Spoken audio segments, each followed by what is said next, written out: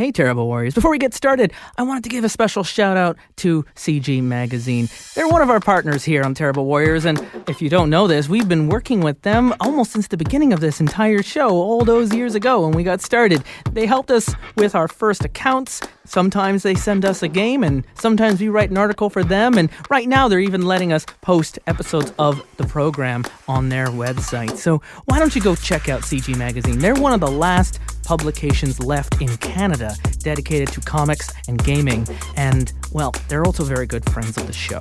So go check out cgmagonline.com. You'll read up all the news of what's going on and how it affects you, especially if you're here in Canada. And while you're there, go into the podcast section and you'll see episodes from the Terrible Warriors, as well as some other programs that they're working on. And while you're there, say hi. Let them know you're a Terrible Warrior. And today, on the Terrible Warriors, return to Spire. But let's leave those weird sages behind for now, because there are other characters that navigate the twisting hallways of the Tower of the Drow. Below the foundational structures of Spire, in Derelictus, a Drow operates in the shadows and has learned the power of masks. Joan Moriarity joins the show and will be brought into our story when our silvered Lajhan arrives asking for a favor. And in the Spire, you keep track of your favors.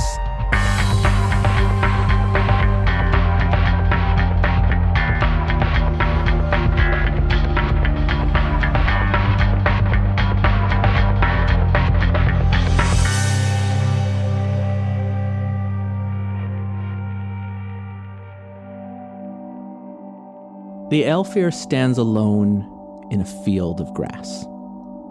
A blue sky above him as the sun crests into its highest position in the sky.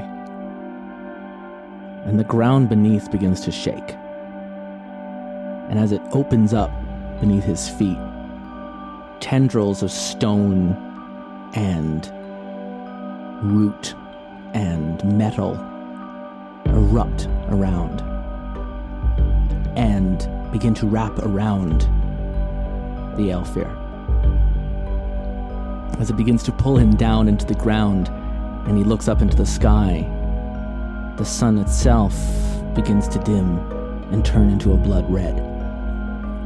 Beneath him, the ground continues to open up, and the Aelfir is no longer an Aelfir. He has grown in size and perspective as the ground beneath begins to get smaller and smaller, and he continues to rise higher and higher.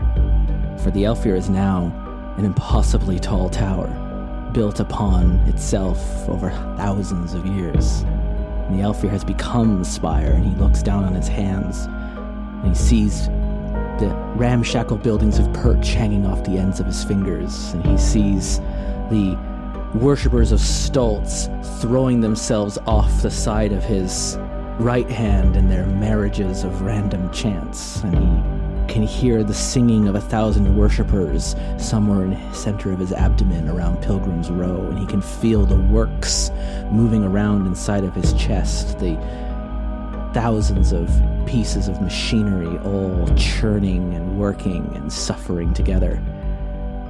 And then the ground continues to open up, and it continues to go deeper down, and his feet reach deeper down into the surface than even the tower can be. Is this just the tip that pierces out from the ground? How far does his tower go? How deep does this construction reach? And just before the answers appear before him, the sky begins to darken, and the clouds begin to move in, and the sun is no longer visible, and he can't reach up to it anymore, for the tower itself is pulling his arms into himself, and it is suffocating, and the air is smoky, and it chokes him, and the sounds of the singers inside of his body now turn to screams, and around all parts of his body, the tower that is his arms begins to crack and seep and bleed and crumble, and as he begins to fall down towards the ground, before he reaches and obliterates and turns into dust, the sound of music Come back, my lord. And he's Come back. bound to a chair. And I'm gently stroking his cheek. My lord Lightpierce's shadow, are you returning to us? And he's breathing heavy, and he must be covered in sweat. And even for an Aelfir, like, his composure is gone, and his mask is on, but it's been moved just to the side so that he can breathe a little easier. And the hand is stroking just under the rim of where the mask would be, which is... Shh. It's all right, my lord. You are safe with me. And even though he's still quite high, he's saying between his breaths that he saw it. He saw the answers. He saw the true nature, the reason for its being. He saw the full Spire, and muttering something about how deep does it go, and it hurts, doesn't it, my lord? Truth always does. Indeed. Would you like parchment and paper, my lord, to record your thoughts? Yes. Before it leaves me. I'll snap my fingers and servants will bring all that's needed. I'll undo his bonds gently. And the latest ambrosia-induced bit of revelation poetry will be written by the young Lightpierce's shadow, your client at your club. And this dream or this hallucination or this induced vision is one of the many services that L'Aelfir Noir offers down on Kiln Street, down in the depths of Red Row. And of course, we'll discreetly make copies of everything that he writes, just in case it turns out to be of interest at some future point. You're not just any club in Derelictus, though. Like, Derelictus has a reputation. Derelictus is known as a place where the criminals go to run away from the criminals. It's where the outcasts go when there's no place for the outcasts. It's the slums of the slums. It's underneath Spire, built into this cave that the foundations of Spire are built upon. And this is, for many people, their last stop. But there's also an oasis in the midst of all that. L'Enfer Noir is sort of a destination for the most jaded, the most decadent, the most wealthy and bored among the aristocrats who have experienced every possible sensation and can't abide the thought of another boring day of perfect happiness. And so an Aelfir of means, who really wants to go off the edge, can hire a guide who will lead them through the ladders and the stairwells and the caverns and the waterways down deeper into the base of Spire than anyone has ever dared to go, past the works, past the docks, past the market, and then deeper still towards the heart of Spire, towards the beating center of chaos that this building is constructed out of. And then when they're feeling way in over their head by human retro-engineers showing their latest crazy invention, by Knoll refugees fighting in the arenas, by the Sisters of the Threadneedle Market who are always working out their latest drug concoction, they'll be brought to a building of shining blue light, right in the center of all of this anger and chaos and desperation, and they'll be brought into a room where they will meet a person wearing a mask. In this case, a black, oily mask that appears to be made of hands holding the wearer's face from all directions, and with fingers also stretching out the sides like wings. Their dress is also made apparently of arms covered in slick black oil that give an exaggerated shape like a corset, a bustle, and panniers. Does it look like oil, or does it look like Spire black? This like shimmering charcoal-y... It looks wet and slick. Yeah. And it just catches the light in alien ways. And this isn't the kind of club that has a menu when you arrive. There's no guest book to sign in. There's no seat that you'll be brought to and no menu that you'll be offered. By the time you have arrived at this club, the proprietor already knows everything that you want. Mm-hmm. It's already prepared for you. It's already ready. and tailored to your specifications, and they'll be led into a room that is customized and prepared to provide. And in this case, it was a chair with some bindings and a glass with the swirling chemicals from the laboratories of Threadneedle.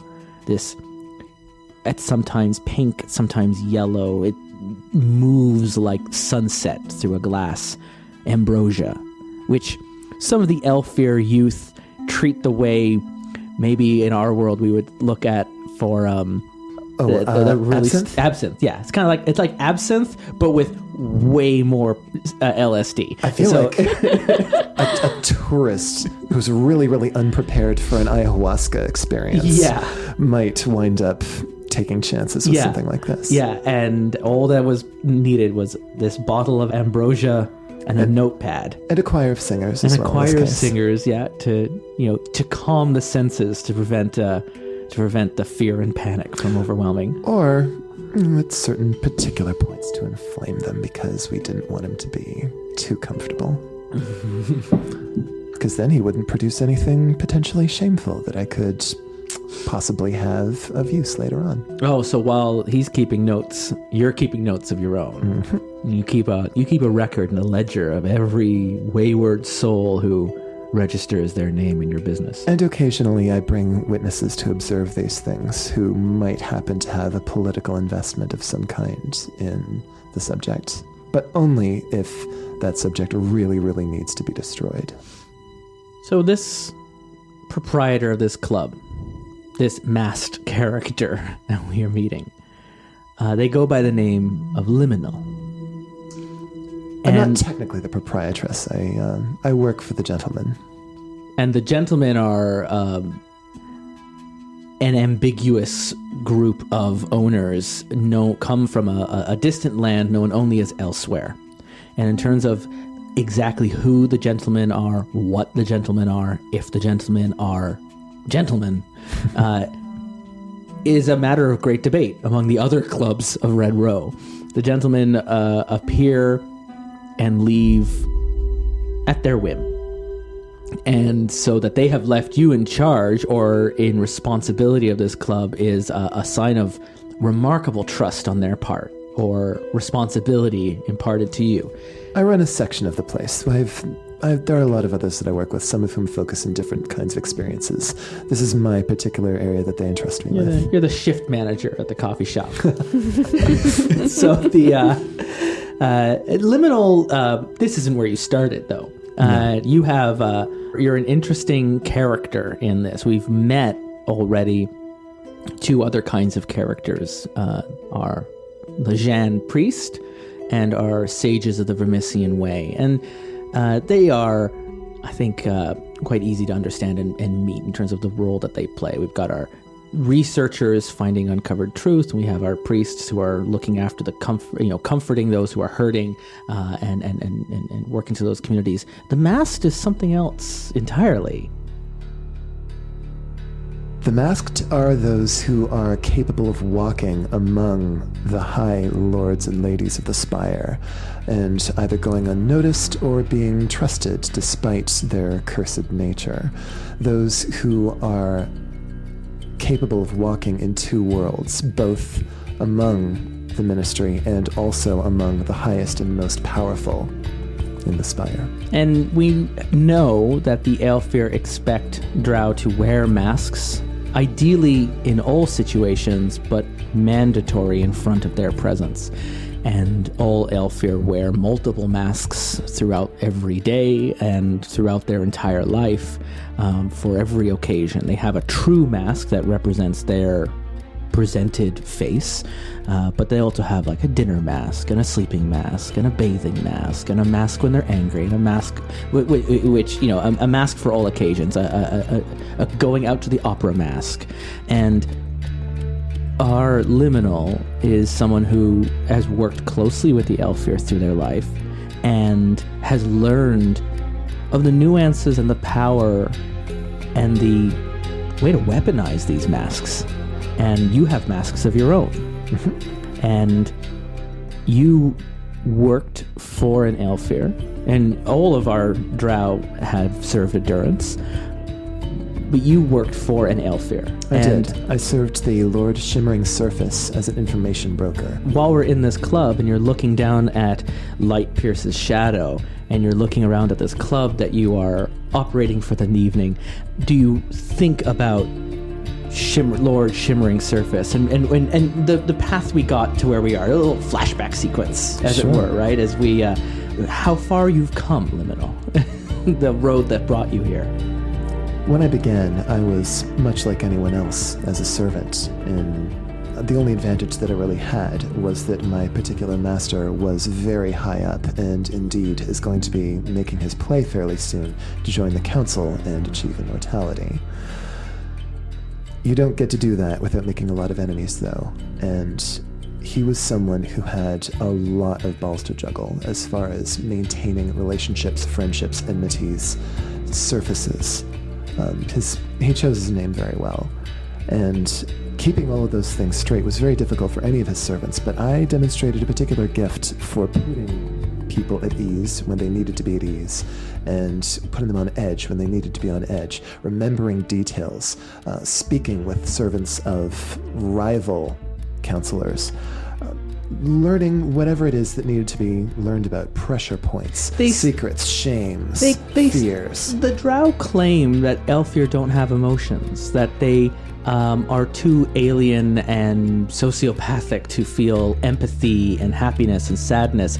And yet, Amassed, I believe, understands that's much more nuanced than that. Aelfir just feel differently than Drow, and they do have a spectrum of emotions of their own, but they're different. And the way you provoke a Drow and the way you provoke an Aelfir, very different strategies, but they can be provoked, and they can be toyed with and manipulated and exploited.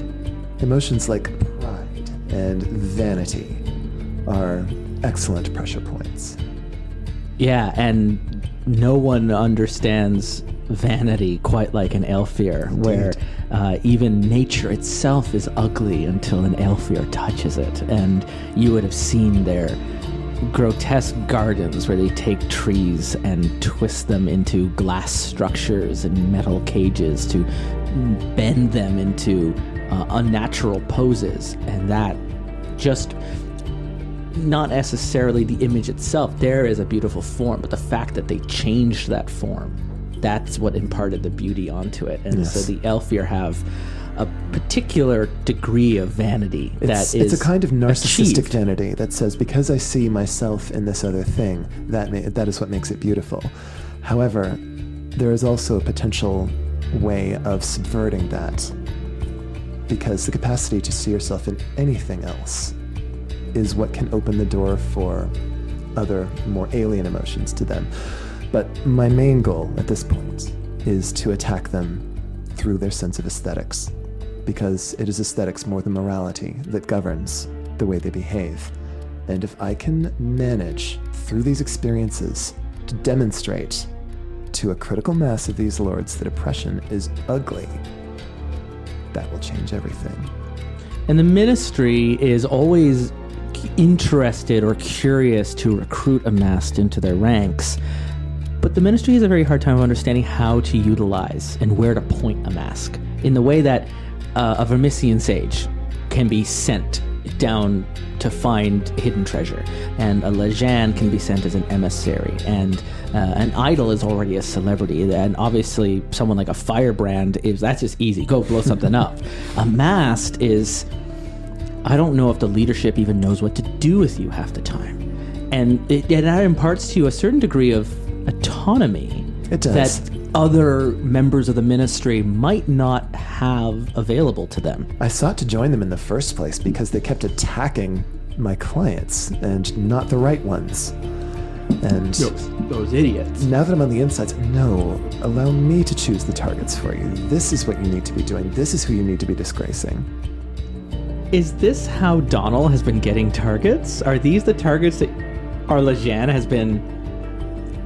Oh, for sure. Oh, so there we go. Oh, for sure. So you've listened, you've heard about, in our first episode, we have this kid who has joined up with these Vigilites, signed his own oath of a kind, and they don't care about who, they just care about how many, and has to keep making the bodies drop and hit that quota. And meanwhile, we've got a member of our ministry doesn't want to get their hands wet and would rather not have to kill these targets that keep being sent to them. So they have been reassigning that responsibility to this kid who needs to keep killing things. It's just good business practice. I get what I've done what I need to get done. The name gets checked off the list, Everyone's and happy. Donald gets to live another day. And it's part of my ministry to help those who need help. yes, it's all in the goddess's plan. The goddess operates in mysterious patterns in the sky. This is really the Trinity coming together here. Yes, whatever you say. And so you keep a ledger at this club. You keep track of the people. Moments like Ambrosia are the best because they might have their own memory of what happened, but you can also use it as a low-key interrogation. You can find it as a way to pull and draw information out. The kinds of information people are willing to share when their minds are being twisted inside out. I'm a friend. They can trust me. You're a friend, and they know my discretion. You've created a safe port in the storm of Red Row, in the center of Derelictus, in the center of this underground black market den of iniquity. There is this discerning place of iniquity that is there for the Aelfir to find a truth of their own that would be seen as inappropriate and taboo, something and the parents wouldn't heretical. approve of. Oh no, it's something that might cast them out. There is rumors of an Aelfir that live in Red Row. There's like a mad nudist druid that doesn't wear a mask and runs a club of their own, but that might all be nonsense.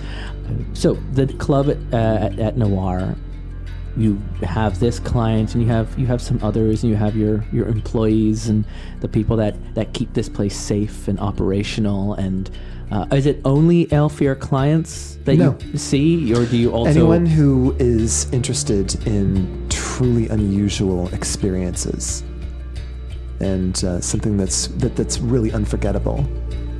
Yeah, but so the door would be open to Drow, human... Yes, if you can pay. The odd gnoll that makes their way through the door.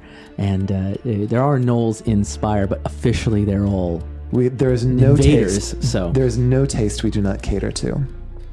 So where does Liminal leave? There will be a servant's entrance, an employee's entrance at the back, which is fairly heavily guarded. And I would actually be looking completely different. My posture changes. You would think that I'm in a different height. You have a different mask? Oh, yes. Yeah. My mask when I'm outside, it looks like white gauzy bandages wrapped around me with blood seeping through them, as if I'd had the living crap kicked out of me, and I had to be bandaged up all over. My dress is the same way as well. It's got cuts which appear to be from stab wounds. I basically look like a mess. I look like a mummy who has been beaten to within an inch of its life. Which in Derelictus lets you blend into the crowd. Yep. Quite silently. And you look just like any other forgotten soul that has found their way down the wrong path. And so you take your bandaged up and beaten frame through the alleyway. And in such a look, no one pays attention to you as you go. No one is approaching you for money, or do you want a guide, or would you want to buy this rocket pack? It's the Robotnik character that we met last episode doesn't even look twice in your direction. People only look at you when you want them to. People only notice you when you wish to be noticed, and you have a way of navigating your way through these societies, well, with grace, and with that epitome of that Drow virtue. Where does Liminal retire in Red Row? Is it in Red Row, or do you move a little further out of Red Row in Derelictus to other boroughs or neighborhoods that might surround that center point? Is there some place between Red Row and where I might live where encountering say, a priest who's looking to meet me? Yeah, there would be like sandstone houses that are carved into the wall of the cavern and stuff, and it's just kind of they just it's more squatter rights than anything. Where further out is where you start falling down in towards the heart of Spire, so not many people are passing through. There's no traffic. We'll say that I live in a sort of a communal tenement where I kind of earn my keep as an entertainer there. I'll host game nights. I'll put on plays. Just little things to make life a bit more bearable. There's kids down here who never served endurance, who have been hidden away, and guards don't come out here to look for you. So children get to be children in a way that they might not have afforded to them anywhere else in Spire. And you have widows and veterans and other people who all have a certain degree of loss that has brought them to this place. And then here, though, in this small little community, in this small little pocket, very similar to the club you've made, you have this other, it's a different kind of oasis. Mm-hmm. It's a very different sort of service that's being provided, and it's a community. Exactly. There's nothing here that's particularly worth stealing. The precious resource that's present here is that community, a different Drow virtue, and that sense of mutual sympathy and support. I want to meet these people. I want to get to know who they are. Is there let's find one of them. All right. This is a place that you come and you earn your keep. So you're not in charge. I don't know if anyone is really in charge in this. There might commune. Be a sort of a council of some kind, or there might be certain people who we look up to make decisions. Who would be that? It's a very matriarchal society, and once you get to the home nations, who would be that matriarch that sort of looks after this community? They might be a midwife character, even. Midwife makes sense. Let's say we've got a midwife named Lalitha. So Lalitha, being a midwife, is a descendant of the arachnid origins of the Drow. Very occulty stuff. We'll say she's somewhat elderly. She's already got her third eye growing out. Yes. Maybe fourth and sixth and seventh. Yeah. And sometimes, if Lalitha gets, if her community are threatened, that's when you start getting extra arms. Yes. That's when you start taking on it, and they'll go John Wick on anyone who threatens. So there's a sense of a leadership role, but also a protector in a very unofficial way. And so Lalitha is helping cleaning up, washing clothes outside in a barrel with kids that are running around and not really helping, but they're putting up the clothes, but they're also kind of whipping each other with the clothes, and they're slapping around. And Lalitha is showing that there's a time for that, and there's also a time for work and for the tenacity that is needed to keep the communities going. And everything can be a lesson with Lalitha in a way that you don't even realize you're being taught until you walk away and you're like, oh yeah, they're right.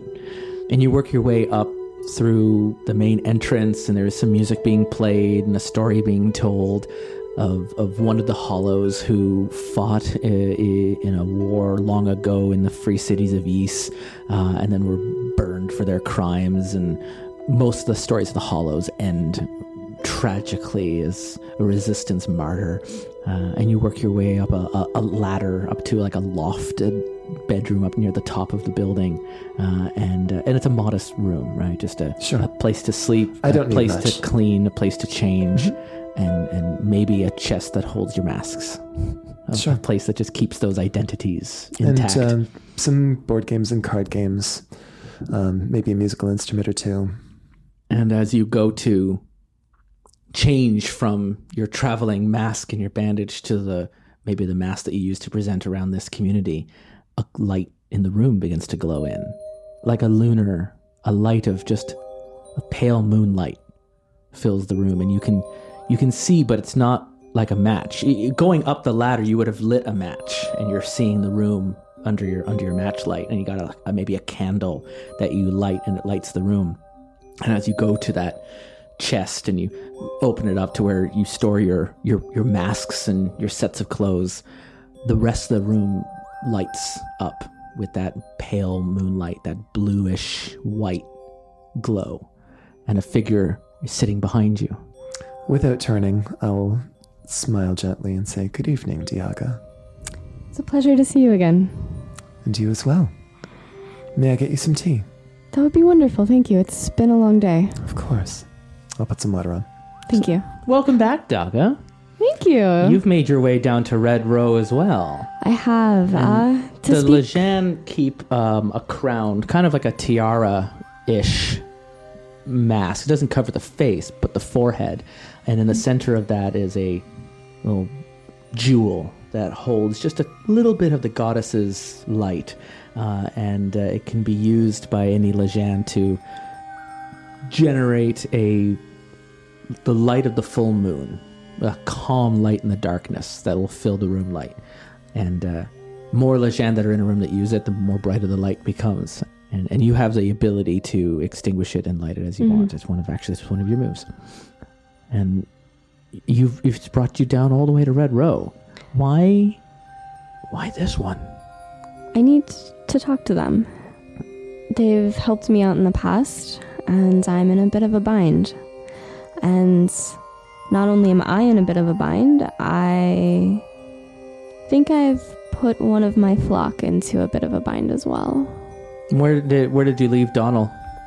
So, in part to keep him out of trouble, and also to get a bit more information. Getting into trouble? I don't know what you're talking about. I never get into any trouble except for all those people I murder. He never gets into any trouble, especially not with radical arms of the Trinity that mistake some of... Radical murder cults aren't technically trouble. Oh, no, they're not. Yeah, no, they're not. That's fine. It's fine. It's fine. Everything's fine. So I gave him a couple sten, sent him to the toy shop to see if anything seemed a bit out of place, to see if he could find some evidence that Jeff and Pedo were... He'd like to reconstruct the crime scene and sort of reverse engineer it to see what the story is and corroborate what Jeff was saying about his old papa, Pedo. That's exactly right. Well, that just sounds like the job for the City Watch. But since they're probably the ones we're going to have to do a murder on, I guess it's up to old Donald. It is up to old Donald. And so you sent Donald off to the toy shop. I did. Where he will get up to absolutely no trouble. Oh, no. And what are we going to do with him? What we'll end up actually doing is when we come back, I'll have you roll for that bond and see what happened to Donald and see if they suffered any stress along the way. Oh, no.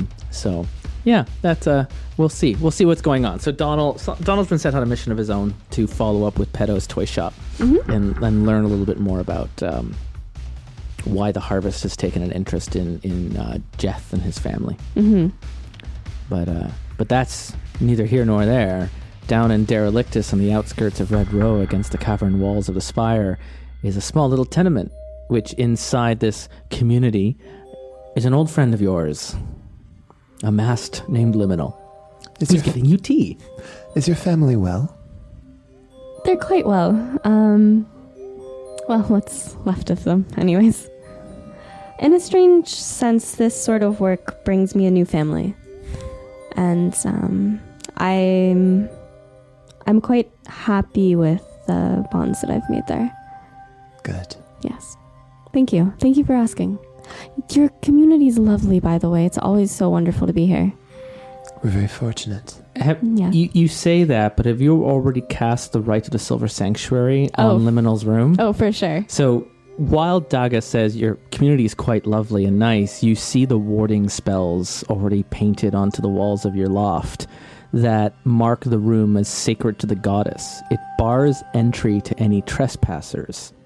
The walls are anointed to the sides of a large room with silver pigment mixed with sacred oils. So you would see this glowing, maybe reflected from the same light of the gem. And anyone who enters into this room without permission will take D8 stress. It's a lot of stress. But So you much will stress. take D3 stress to your mind just for casting it. Which I'll do right now. And as long as you are present in the room, you can slow or stop unwelcome guests from coming inside. And if they wish to enter anyways, they'll take stress. Oh, sorry, it's only D6 stress. They can sense beforehand and choose if they wish to enter. Does it prevent eavesdropping? Probably not. It's just entering the room. It doesn't create like a cone of silence. But if someone were to try to enter in unannounced, they would need your permission.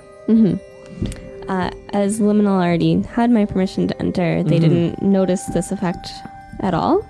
But I've had a bad day, and I took 3 mind stress casting that. Oof. This brings your mind stress up a little higher. So I'm going to roll. It's the only time I ever do. If I roll under this number, you might have a hard day. But you're fine. Okay. But yeah, you're having a hard... Red row, as much as this is nice, it's also red row. You're also very far from any kind of backup. Oh, for sure. And Liminal is my backup right now. yeah, and you dear, you must be just, desperate. You're just here with your Laud Nansen, and maybe that Laud Nansen, which is your holy dagger, you actually used it to like scratch the warding sigils all across the room that have created this silver sanctuary. And so there's a bit of a duplicity in Dhaga's response of like, what a lovely community you have, as you then look around the room and see that they've also warded the room to unwelcome guests.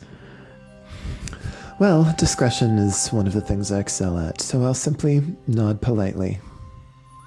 I don't think Dhaga notices that. Not under the masks, no. No. You always had a way of taking Liminal at face value, regardless of which face they were wearing at Don't the feel time. bad, everyone does. Thank you for the tea. Of course. How may I serve you? I noticed it's been a while since I've gotten any names. Is everything okay? Is there some urgency? Well, you know me, I've never been one to be particularly discreet in front of you. For better or for worse. Mostly for the worse, I fear. I'll try a bit harder this time, but I've got a member of my congregation. He's in over his head. I've been trying to help him out. I've been trying to help you out at the same time. And he came to me about a month ago and told me he had joined up with the Vigilites. He joined up with a particularly revolutionary branch. And they're mostly interested in, shall we say, a quota. He's having difficulty meeting quota this week. I've been helping him out here and there where I can. It helps the ministry, it helps him. I'm sure our superiors wouldn't be thrilled, but they're never thrilled. So this is how it is. You do put me in a difficult position, I fear. As you understand, Dhiaga, if too many of our clients should happen to have unfortunate accidents befall them, some of the rumors that result from that may not be the kind that we want to appear. You've been at this much longer than I have been. I trust your judgment. He can take care of himself if he needs to, but I tend to want to push him in a good direction if I can. Is it strictly a question of preserving the life of this child who needs names? I mean, if it was just that, I don't think I'd be down here, let's be honest. That was my impression as well. You're Okay. very astute. Can you roll me 2d10? Me? Yeah. Yeah, sure. You're rolling against your shadow. They're both 8s. Okay. No one followed you. Okay. What is it that really concerns you, Dhiaga? I want to say he's a member of my flock. I hope he will be at some point, but quite frankly, this was the first time I've met him. Someone in my community came and mentioned some problems with his father. His father owns a toy shop. His father's been getting the attention of the local city guard in a way that's not particularly... It's not the kind of attention you want to get. These toys wouldn't happen to be of some historical significance to our people, would they? He says it's not, but quite frankly, you know me. I have a soft spot for that. As do I. What's the trouble? There's a guard who's going around. He thinks he's Lord Aelfir on high himself. Just one guard? He's commanding the city watch in my area. And he's instituting a number of laws and rules that we haven't seen this kind of oppression for a while up there. It's a new kind. It's a morality police, right? He's passing posters that are up on the wall, instituting mandatory mask wearing and Aelfir traditions, and also suppressing Drow traditions in the process, and even so much as selling toys, traditional Drow toys, is enough to have you thrown into durance, or worse, to be declared legally dead. And then there's a procession and a funeral where the now legally dead person is carried up to the Towers of Silence and then hung out to be eaten by birds, as is the most honorable way for a dead Drow to be treated. The fact that they might actually be alive doesn't matter in the eyes of the law, who have been declared legally dead. It's about just correcting the record now. And so Charming. I go on and describe this to Liminal and say that this young member of the community who I hope to bring into the fold, he fears that that's the fate for his father. And most of the people in Middle City, as we described, are Drow that are serving durance. So they don't have a choice about where they live. They have to live in this flat for this landlord that they are working a durance under, and they are being granted a place to room and board so that they continue to work for the business that they are working for the next 3 or 4 years. So as scared as they are, there's no option of leaving. There's no option of changing neighborhoods or going anywhere else in Spire, even going to Derelictus, because it would mean abandoning their durance. And so they just have to keep their heads down. So it's had this chilling effect on Middle City now, where any Drow expression is just suppressed. And you're finding people aren't showing up to church. They're not, even something that is authorized by the Aelfir, like the goddess of our glorious lady, is people, maybe we should just go to the Solar Basilica instead. So our friend, Captain Harvest, Yes. seems to fancy himself an Aelfir in waiting, does he? Absolutely. An ambitious man, one who will likely go to great lengths to ingratiate himself with our kind and gracious masters higher up in the Spire, would he not? That certainly seems to be his interests, desires, and plans. It would be terribly unfortunate for him if he were to make some grand gesture to impress his superiors that happened to go terribly, terribly awry and brought shame and disgrace to them instead. You're much better at this than I am. We each contribute in our own way. I do not believe that I could offer comfort to someone who is dying in the way that you could, my friend. Thank you for seeing that in me. It means a lot. You just know what tincture to give them to help end the suffering. I can only ease the pain in their body. You can take away their fear. Dhiaga puts a hand on their hand and says, "It means a lot to hear that from you. Thank you." Give me some time. Mm-hmm. In the meanwhile, learn everything you can about this man, about his tastes, about his friends, about his social circles, his hobbies. Anything, no matter how apparently innocuous, could be important. I'm going to see if I can get in contact with a few people who may be able to arrange for some sort of grand fete where many famous and high and mighty people may be in attendance who will be desperate to impress. I like the sound of that. And if things should happen,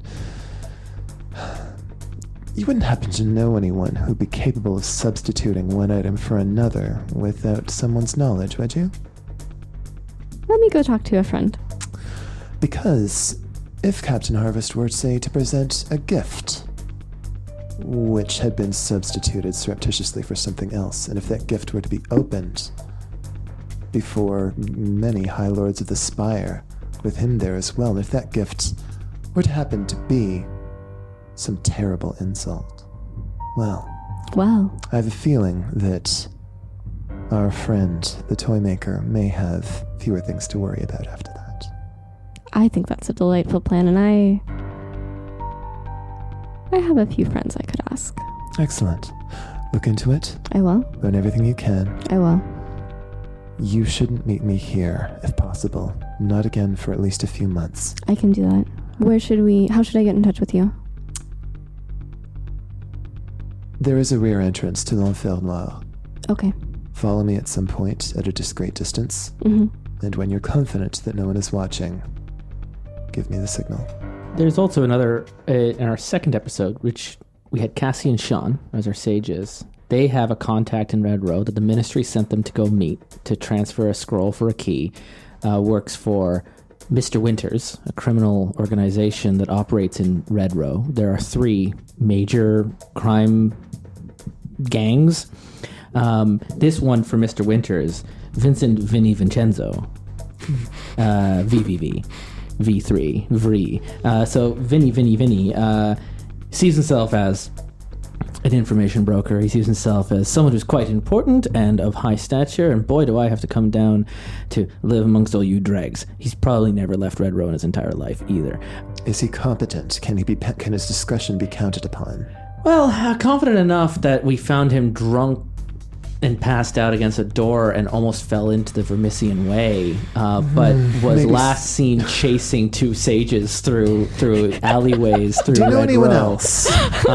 Just connecting dots to other characters we've met there in Red Row. Maybe you're right. Steer clear of Vinny. If we're desperate, or if we want to spread false information, but at the very least, is an that's asset. going to be found by Appears our to be a enemies. contact or an asset for the Ministry Right. that operates not far from your club location. If Harvest becomes suspicious, then we'll plant a false story with 3V. He'll find out about it, he'll prepare for it, he will defeat it, and move confidently into our trap. In the meantime, I'll get as much information about him as I can. Very good. Is there anything else? Donald needs to kill someone in 24 hours. Do you have just anyone on your bucket list? I mean, I feel like unless you want to leave him to figure that out on his own. I think I'm gonna do some sort of combination of try to figure that one out on my own and try to have him figure it out, because I've asked Liminal for quite a lot and I don't want to push that. I think Donald needs to learn how to leave the nest and fend for himself. A little bit. Sometimes you just gotta do your own murder. So I, instead of my murder. So I address Liminal. I ask so much for you. From you. You've helped me so much over the years. Is there anything at all I can do for you? I believe there will be, and I have a sense that it's going to be soon, but for the time being, Dhiaga, stay alive. I'll try my hardest to do that one. It's not always easy these days. No. Good luck, and take care. And you as well. It's always a pleasure to see you. You as well. Grace be with you. And also with you. And how do you leave? I have a very, very large, very dark traveling cloak that was kind of strewn upon one of the chairs in the room, and I pick that up, put it on, dim my roll gem. again on your way out. Yeah, and I just go out through the front door. I think that's a 10. It says the Great Canadian Bacon. Does it? It does. I haven't there's seen no that 10 dice. elsewhere on that die, so I'm pretty sure that's the 10. Okay, so Lalitha notices the figure leaving but doesn't know who you are. And the camera just moves over to them down doing the washing, noticing the conversation, noticing the visitor, noticing the person leaving, but not knowing the context of what that was or what was discussed. And there's just a narrowing of the eyes of... I'll help Lalitha with the washing for a while. You know, just scrubbing a little harder into the wash basin of bringing, you know, a threat to this community, right? But not having anything to go with it. So there's no attack on your shadow stat or anything to your reputation. You move away. As I'm doing the wash, you know, wringing things out, hanging them, there will be a moment when I catch Lalitha's eyes and say, "I'm sorry, grandmother." That term isn't honorific. Mm-hmm. She's not actually my grandmother, but a lot of people call her Granny. Yeah. She won't be visiting here again for some time. We welcomed you in here. You needed the safety and the discretion, and discretion is what you promised to repay in kind. Everyone here is running from something else. You're no special. You're no different. I'm sorry. You're right. And Lalitha doesn't so much even look up at you as it's going on. It's just like, you see like the eyes around the head just kind of clickety-click. It's the worst thing you can get from an older relative. She's not angry. She's just disappointed. And that definitely hurts. And then just kind of goes back. And then instead of accepting the apology or saying anything, there's just sort of like, the stew is ready. You can serve it. And it just sends you off on another chore or a task. Ma'am. And then there's a table and a setup, and this community, Lalitha insists that there's a shared meal that's happened, almost as a ritual to bring them together and to just have that place and the virtue of community. Yeah, and have a bit of a story told about the Drow, or a prayer that's offered, a song that's sung, and it's just a very folksy evening that plays out. For me, if some stress to Shadow might have resulted in eavesdropping and people watching and things seen that shouldn't be, but I'll hand it to Dhiaga. You in and out, and that didn't occur. So for now, that place is I'm marking it down as a target, but not a place that I'm able to place any pain points on right now. So this, I'm looking forward to getting to know what this little commune is like out on the cavern wall of Derelictus. And I think honestly, Dhiaga's a little jealous that Liminal has access to this. That Liminal has this family that she doesn't. Mm-hmm. She has a relationship with all of her parishioners. But it's one-sided in a way that... It's true. Who supports you when you're in a difficult place emotionally? Right. And I think as you're thinking about how jealous, or this thing you don't have, you return to Middle City, and you return to your church in the Abandoned City Watch. And just as you come around, you see tape wrapped around the church, and a sign, an eviction notice, and a notice of trespassing, and papers not being done, and a stamp of Harvest signature on the bottom of the paper. And if you go, and there's a crowd of people that are kind of just on the streets looking around at this building, and it on the inside it looks, without going in, you can see through the shutters. The place has been ransacked, mm-hmm. and it's been cleared out, mm-hmm. and the furniture has been taken away, and things have been smashed, and there's a small hole where the wall was knocked down, and then throughout it's just police tape and rope and posters and signs, and the church has been ordered to be abandoned for a land sale and redevelopment. And the crowd's all kind of hushed and walking around. You're still in your traveling robes. No one's immediately noticed you yet, but you see in the crowd, kind of darting in and out, looking kind of a little nervous with a bag in his hand, is Donald.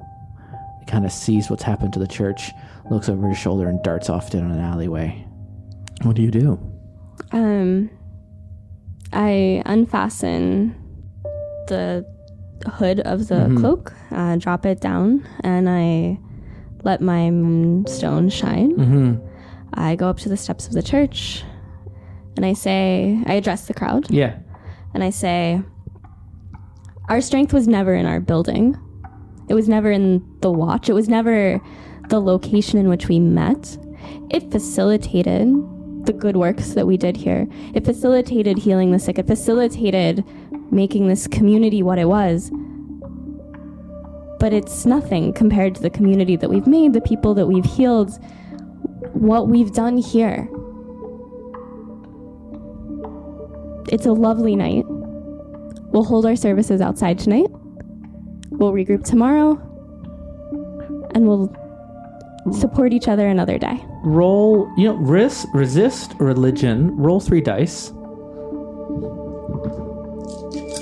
To your reputation. A 7.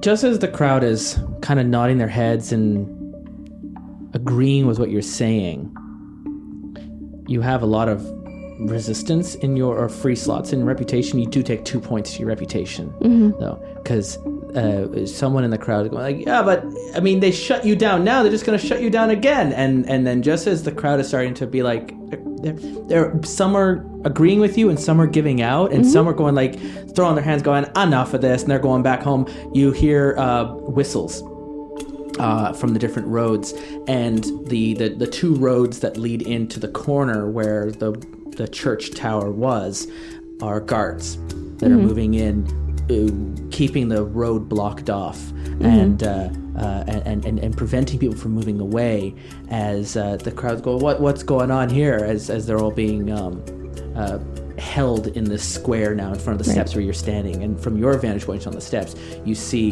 the guards standing there part way, and a much taller guard and bigger, almost plate armor coming through with wings coming off of his shoulders and wearing a full covered mask that comes down like, those Roman gladiator masks are very like it was like a grill that would cover across the face and would kind of flare into a point in the forward in the face. Creates this very angular shape, and you can just see the eye slits looking through. And he declares like, "What's the meaning of this illegal assembly?" I beg your pardon. We're simply honoring New the gracious decrees. moment. No more than 3 drow can be seen together in public squares. Any larger group will be declared as a riot and will be suppressed. May I question how we are supposed to praise the light side of the moon if we're not able to gather to praise her? And he's got like a spear in his hand, and he just cracks it into the ground and makes this noise. People kind of back away. It's like, You will do your worship in the privacy of your own homes. But the text says that we need at least 10 people to properly... he hits the ground again and is like, Lajhan, if you wish to hold court in a cathedral, then you can apply for the appropriate permits. You're all welcome to head up into New Heaven and go to the cathedral where you can worship in an official capacity under the benefactors of those who are in charge. But in this city, no more than 3 may assemble without it being a riot. And now he's making his way through the crowd as he goes up to the stairs, and a little more quietly up to you is like, "Do we have a problem, Silvered One?" And you just see the eyes like manic and wide and unblinking staring up to you. I just smile at him and I don't say anything. And then he goes out into the crowd and he just kind of points, you, under arrest. and the guards move in, and it's like old man and two women who look like they just got off of their shift in the factory, and a newsie looks just like Donald are immediately grabbed, arms behind them, bound, and being trucked away. And some of the people are like, this is abuse, what are you doing? And others are like, I don't want to cause any trouble, and they're just keeping their heads down, and you're just up there on the stage, and the captain goes back and just stares at you. Your move. So I address the crowd again. I say, I know where most of you live. We'll do as our gracious one, and I look at the harvest. I'll do as our gracious one requests tonight. We'll have services in the homes. I'll drop by. Yeah, so it's like, you heard her. Disperse! And they're just they're going away as the 4 arrested Drow are sent off to the headquarters, the larger building that they moved when they abandoned the building that you were using. And points to the guards, the other 2 that remained. They were kettling the people in here to stand watch over this ruin. No one enters or leaves without my express personal approval. And they're like, yes, sir. And they hit they got like, it's very like Swiss Guard kind of halberds kind of thing going on here. It's very, very flared, but like the halberd blades are ornate, almost like etched into look like wings.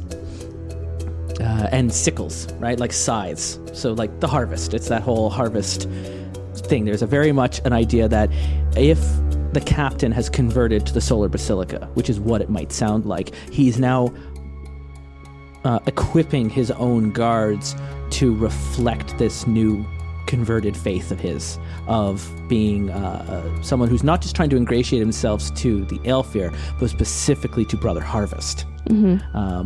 Which is, we got a fanboy on our hands. And, oh no. Oh boy. Oh no. Yeah. And so the Harvest fandom has come to town. And one thing that's important to note, harkening back to the first episode, I live in the church. Yeah, you do. I live in the church. Yeah, you do. So I'm probably crashing with Donald tonight. And Donald could have been arrested if I had kept him in the crowd. He already backed away. I think he sensed the turn going, and as you kind of hear, psst, psst, psst. I'm very specifically not. I walk away from Donald. Hey, Dhiaga, psst, Dhiaga, psst. This way. Psst. I know where Donald lives. I'm right over here. Dhiaga, I'm in the alleyway. I just keep ignoring him and just keep walking away. Because it's not particularly good for either of us if we're seen together right now. So as soon as you go around the corner, you're going down the street. He comes out another alleyway and he comes running up. It's like, Hey, Dhiaga, didn't you hear me? Hey, Dhiaga, come on. I got away. I know where to take you. Is it your house? No, I got somewhere even better. They'll never look for you. Come on. I slip him a small piece of paper and I ask him to write the address on it. I know where it is, but I don't know how to write. Where is it? and he takes you around and he's kind of headed. He's like, and he looks out and then there is, it's the old toy shop.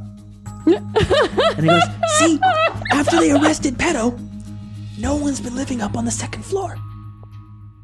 You just stay in there. No one's going to look for you there. It's the last place they'll ever go. Donald? I know. I've been staying there for 2 days. Donald, you know what? You're right. Thank you. Thank you. I really appreciate it.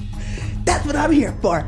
I just pat him on the back and I say, make yourself sparse for a while. Don't go into the toy shop for quite a while at this point. Maybe a couple hours. You were just seen talking to me. Make your trail hard to find. I'll talk with you very late tonight there.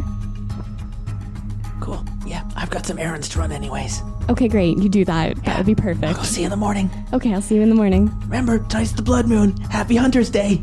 And he trucks off. And just Dhiaga's face just kind of completely falls. And she's like, I have bigger problems on my hands right now. And I just, before we ended, I wanted to meet Harvest. I wanted to get that threat put in there, and this idea that if you don't change the city is going to start changing around you anyways. Right. And when it does, and it's on my terms, I'm going to take things from you. I'm going to take away your home. I'm going to take away your friends. I'm going to take away your safety and your security. And if you just continue to keep planning, which is fine and important, we need to do, things are going to continue to move further and further away from your control. Right. And further away from your goals. Right. So I took away your home, and I've taken away your church, and I've taken away your responsibilities in this neighborhood. But not the ministry. I really love the idea of Dhiaga going sort of from house to house, ministering personally This to house each calls. individual family. And I love the idea that she got the inspiration for that from the community. Yeah. That it's not about a building, it's about the connections. It's not a place, it's a people. Yeah. The real miracle was the friends we made along the way. I think that's really beautiful. The idea that the city can change, but there are certain things that they can't take away. Yeah. I would sure. say with the shutdown of the church, the rules say any change to the city, good or bad. The shutdown of your church, the loss of your home, and the change of this ministry and the way Middle City is going to operate, especially with your responsibilities as Lajhan, have created a change to the city. So I'll let you pick up a low advancement. Oh. Now, you can make two choices. Yeah. You can take a low advancement from the Lajhan class, or you can take a low advancement from the ministry advancement, Okay. which they're almost all built around like spy stuff. So it's between that or between one of the Lajhan. Build bridges, burn bridges. You sacrifice yourself for your allies, or you sacrifice your allies for your greater good. I accidentally built a character that seems to be doing the latter a lot.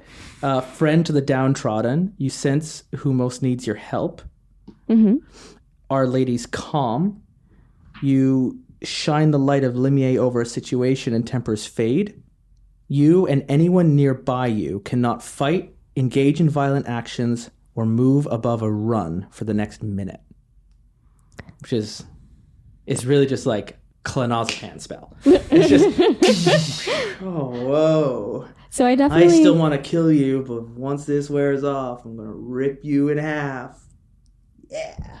So I for sure want to take that one because I think Dhiaga isn't super thrilled with how she handled herself in the market or in the square. I think she thinks that, she did her best, but she didn't. It escalated. Yeah. And that wasn't what I wanted to do. And so I think I'm going to meditate a lot on other ways that I could have handled that situation. So up in Peto's room above the old toy shop, and the toy shop looks like the windows have been boarded up now, and it's been abandoned for a little while, and you see like Peto's toys, and the little wooden sign is broken off.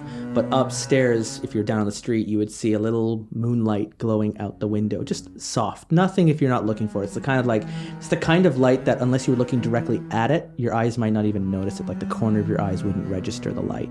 And so the streets are moving down below as the gas lighters are going around lighting. But up in that room, you're sitting there meditating, hands crossed, breathing it in and out. As you breathe, and your gem is reacting to that breathing as you learn a little more about our glorious lady, and maybe something that can help you in the next moment. And you learn the divine spell of Our Lady's calm, and are able to use it on yourself this evening up in the room. And because this is the thing, is Lady's calm is not used on just the room. It will affect you as well as everyone around you. You're not immune to its influence. And so yeah. And then you take that ability into yourself. And simultaneously, while this meditation is happening, Liminal, back down in Derelictus, where have you been since your encounter with Dhiaga?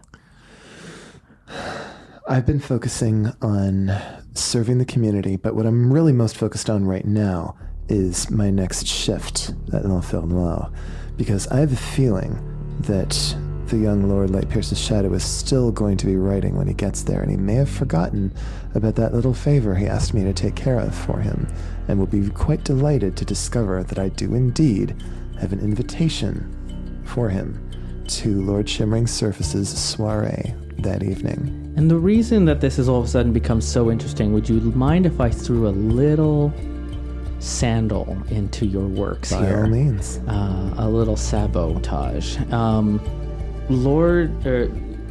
little person here, the edgelord Lightpierce's shadow. Lightpierce's shadow is a young Aelfir, but even among young Aelfir makes him quite aged compared to Drow lifespans. Yes. And in this background check that you run for everyone who operates through your club, or everyone who might utilize your services, you had to double check after talking with Dhiaga and learning a little bit more. But Lightpierce's shadow is in enough wealth to be able to afford such a discreet venture down into Red Row, and would certainly benefit from being close to Lord Shimmering and their designs for power and authority. But Lightpierce's shadow got their wealth from the theater of war, from the treasures they brought back from the deserts of the Knolls that they fought down in. And they got most of that from an up-and-coming Drow captain that served under them. And you thought that name sounded familiar. It wasn't, of course, the name on the official record, which is why it didn't trigger originally any notice, but they had a nickname. They fought with a scythe, and they were called the Harvest. The Drow that imbued the very essence of one of their pantheon, and became a bit of a war hero. And they're all living off of the spoils of their victory. And now Lightpierce's shadow is living in a drug-induced haze most of the time, trying to uncover the truths of this tower of such wealth they'll never have to work again. But all the other members of their unit that they served under were also similarly walked away with just all this cursed war gold that they brought back, all of this treasure that they ransacked from the Knoll cities that they fought in, and they're all still living off of that. Perfect. I'm going to use Dress for Success to help Lord Lightpierce's shadow to prepare for that party, to make sure that he makes precisely the kind of impression upon his elders that he wants to see to it that he grows in influence and winds up with a much to lose should any of his indiscretions become public. I think that's where we're going to end it. Looking ahead, Joan, the next time we meet you are playing with Cassie, our Vermissian sage, who had a real hard time in Red Row and has headed back up to Tobias, their magister in the university. They're the one with the copper key. Our next one is with Sean and Velvet, our idol, and that'll be very interesting. Whereas you have a connection to Harvest that can be exploited, and Cassie's Lysana is looking for a lead to follow, and is, I think, right now a little aimless with their mission and with their purpose, and is looking to maybe be utilized. And we can figure out how you know them and how they know you. We'll sort that out between sessions. Sounds good. But I kind of like that bookend there with Lightpierce's shadow. That there's something to exploit here. That this person is more than just this warrior poet getting into drugs and learning about the Spire truth. He's a possible weapon that we can use against Harvest. He wouldn't even know he's your Manchurian candidate, that you're just grooming to, by the time this is all said and done and the blood's on the wall, they'll never know it was you. Yeah.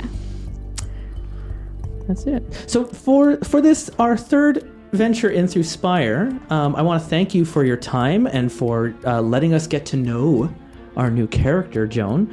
And My pleasure.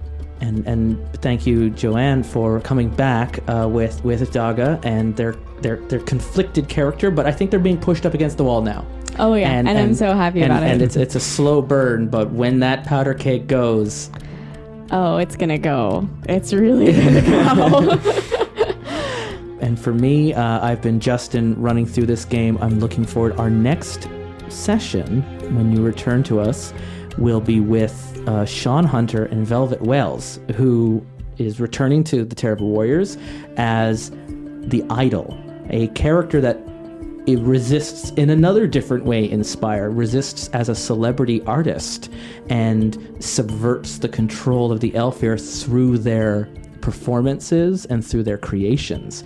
And so that will be a very interesting and seductive character, I am sure. If you were...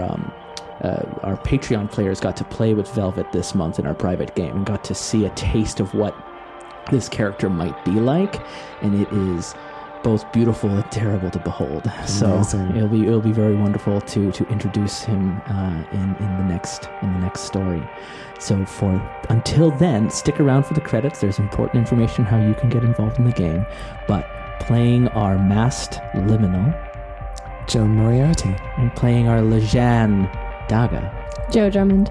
And I've been Justin, your GM. And until next time, be good to each other. Bye. Bye. See ya.